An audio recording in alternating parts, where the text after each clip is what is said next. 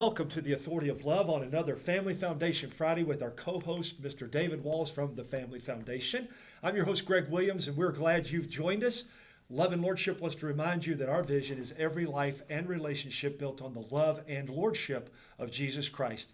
David, welcome, and welcome to our listeners. Greg, good to be with you. Thank you, brother. You always say that, and I appreciate Yeah. it. Thank you very much. First of all, I want to thank you all. And Adia talked about this on Wednesday, but my dad passed away on Sunday, and it was truly bittersweet. Bitter because we miss him, Yeah. and we will, but sweet because he's not struggling anymore, Yeah. and we know where he is. Yeah. And interestingly enough, I don't want to belabor this too much, and some people have already contacted me, and thankful for that, thankful for your prayers and your well wishes, but I think one of the things he was waiting on, he got to see Yeah. his little great-granddaughter at Christmas. And then I took a picture of his great-grandson on Tuesday. Yeah. And they called me on Sunday morning Yeah. and said he had passed away. And Well, so- we're, Greg, as I've told you, we're praying for you and your family, but it is what a joy and a hope that we have to know that when loved ones pass away that know the Lord, that they're not suffering anymore. And I just want to share with you, I don't believe I ever got to meet your dad, but I've been with you.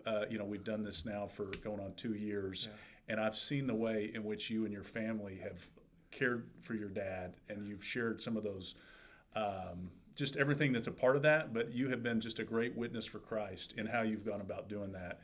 And that's helped, help strengthen me, even though I'm far away. I've got my grandmother is, probably near the end of her life, and trying to encourage my mom and siblings in that. And but look, it's just a reminder that we live in a broken, sinful world, but because of Christ, we know where our eternal home is, and we can celebrate even the missing someone not being with us here, knowing that we'll be able to celebrate with them in our true home at some point. So and just echoing what you echoed, what the Apostle Paul said, we grieve. Yeah.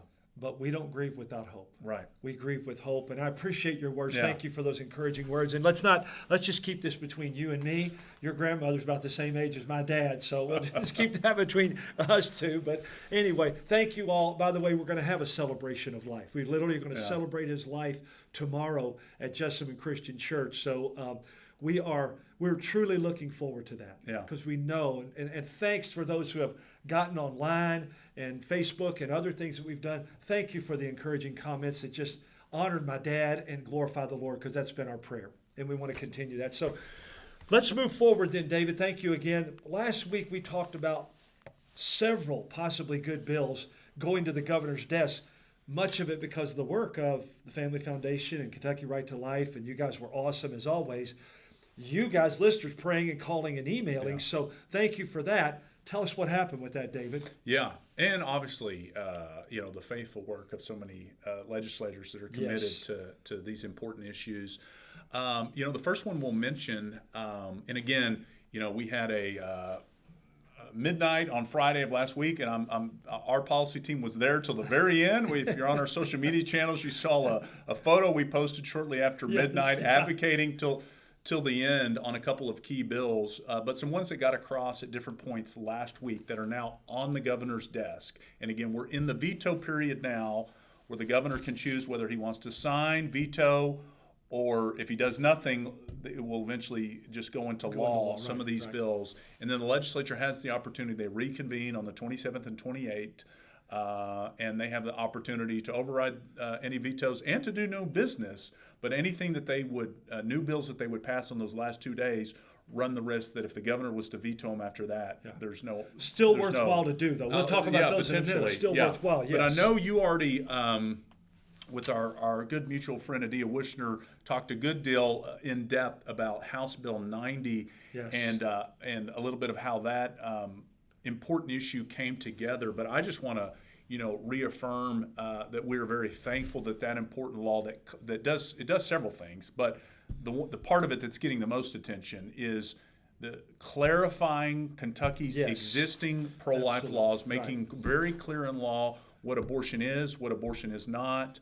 We know there has been a concerted, coordinated effort by the abortion industry, by its enablers in the media, and even some in the medical community to distort the very clear health and safety, life of the mother provisions that are in Kentucky's pro-life laws and really a number of and states have been pro-life. there all along, right, actually, David. Yes. And so, because of this confusion and ways in which they've tried to paint a picture where, for example, a woman who experiences a miscarriage and being told in some cases that she can't go get the care that she needs, the legislature took proactive action to ensure that the law is even more clear now in going through some of these things, making it clear miscarriage, ectopic pregnancy, some of the other very serious medical complications that can unfortunately happen, making it clear that, look, at the end of the day, intent is what's key when we're talking about an abortion.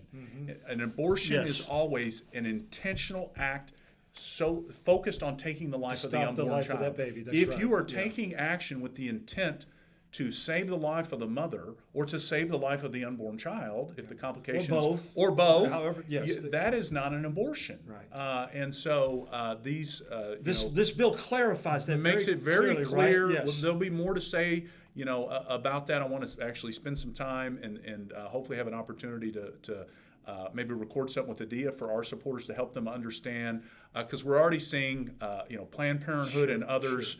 They have been claiming that this is needed, and then the legislature moves forward with the law specific to that, and now they're out condemning it. Why is that?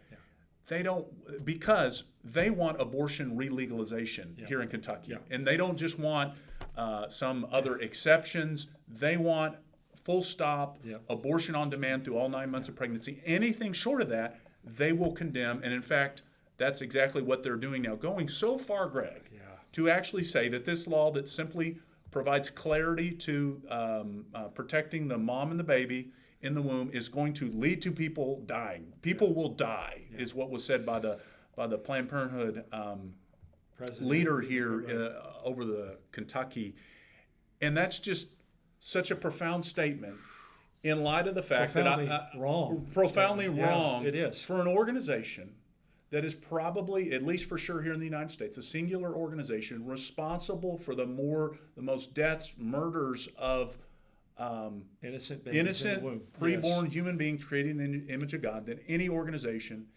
in probably human history. Perhaps all of them put together.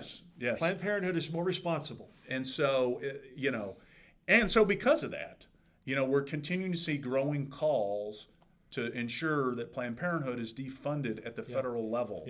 And we can spend some more time talking about that, but I know we've joined a coalition letter with a number of others, and the end of next week is going to be a big moment in D.C. where folks will be reaching out to their congressmen and their senators to urge Congress to move forward and do what we should have done for many, many years. Decades ago. Is to cut off all public funding for Planned Parenthood at the federal level.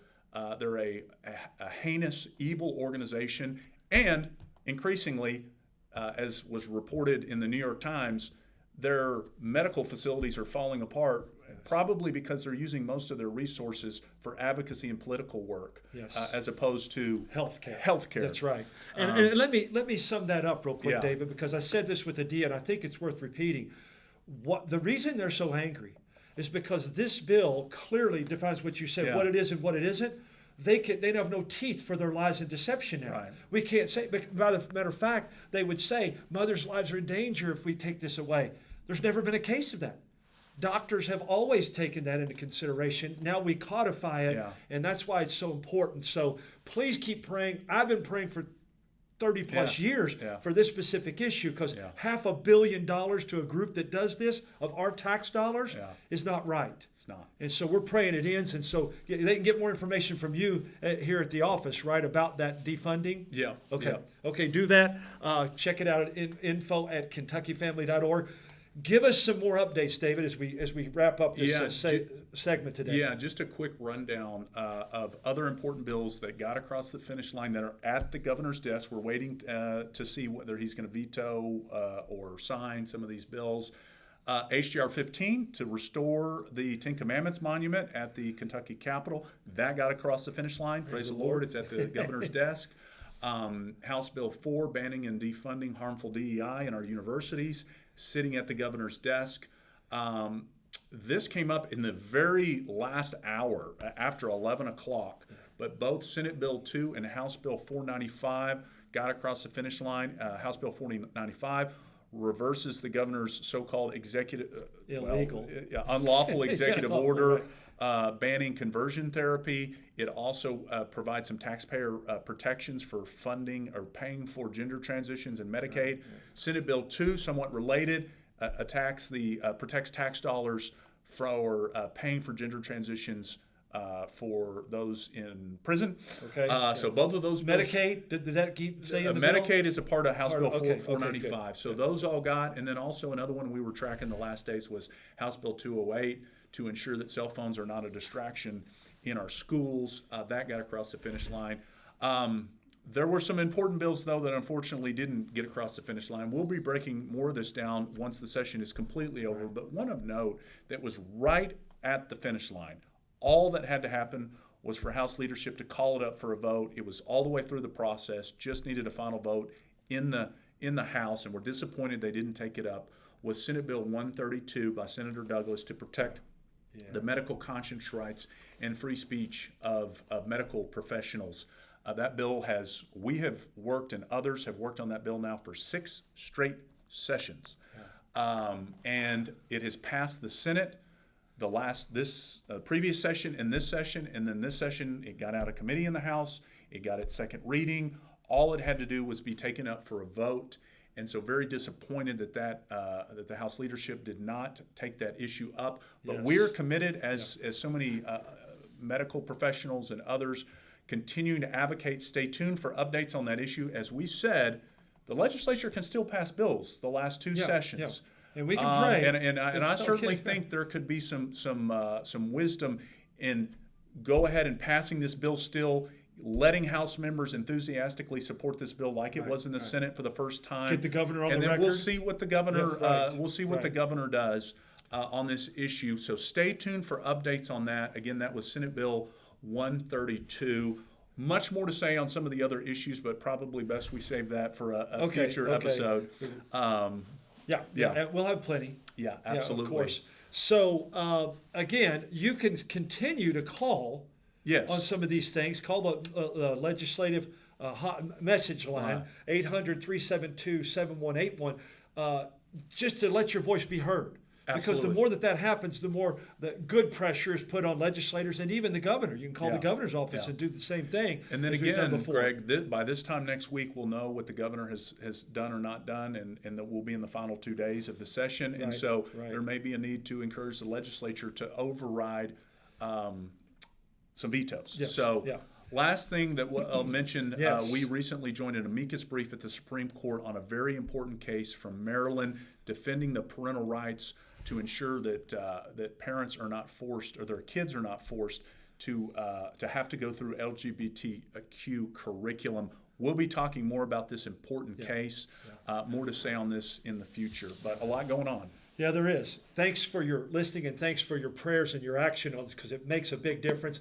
By the way, I just found out there's a few cabins left on the cruise if you would like to go. So contact me at loveandlordship@gmail.com. Thanks for joining us. Thanks for your prayers. Thanks always to the Lord. Make it a great day, and God bless in Christ. I'm Greg Williams with David Walls, and you're listening to Family Foundation Friday on the Authority of Love.